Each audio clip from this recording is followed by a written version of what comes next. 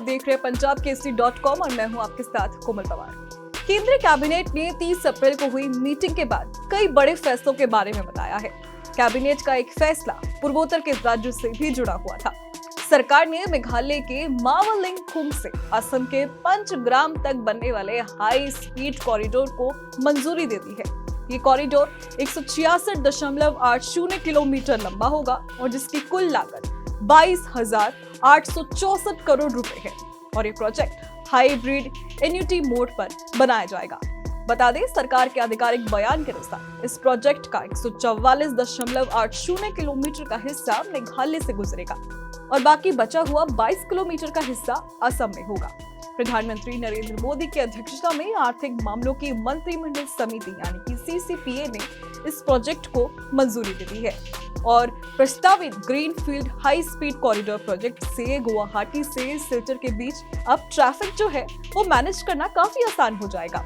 साथ ही यहाँ रोड सेवाओं में भी सुधार होगा और मीडिया रिपोर्ट्स की माने तो सरकार ने ये भी बताया है कि इस हाई स्पीड कॉरिडोर के बनने से त्रिपुरा, मिजोरम, मणिपुर और असम के बराक घाटी क्षेत्र और गुवाहाटी से कनेक्टिविटी में सुधार होगा। इससे यात्रा की दूरी और समय में काफी कमी आएगी। सरकार ने यह भी कहा है कि इस प्रोजेक्ट की मदद से देश की लॉजिस्टिक एफिशिएंसी बढ़ाने में भी काफी मदद मिलेगी। कॉरिडोर से असम और मेघालय के बीच संपर्क में सुधार होगा। ये मेघालय में बिजनेस के विकास सहित आर्थिक विकास को भी बढ़ावा देगा, क्योंकि प्रोजेक्ट मेघालय के सीमेंट और कोयला उत्पादन क्षेत्र से होकर गुजरेगा। सरकार के नोटिफिकेशन के अनुसार ये corridor Guwahati airport, Shillong airport और सिलचर एयरपोर्ट से आने वाले राष्ट्रीय और अंतर्राष्ट्रीय पर्यटकों की जरूरतों को भी पूरा करेगा और इससे पूर्वोत्तर में पर्यटकों द्वारा पसंद किए जाने वाले सुंदर स्थानों की कनेक्टिविटी भी बढ़ेगी और टूरिज्म को काफी पुश मिलेगा।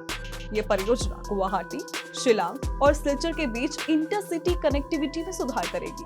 प्रोजेक्ट जोरी भोई, पूर्वी खासी हिल्स, पश्चिमी जयंतिया हिल्स, मेघालय में पूर्वी जयंतिया हिल्स और असम में कछार जिले से होकर गुजरेगा।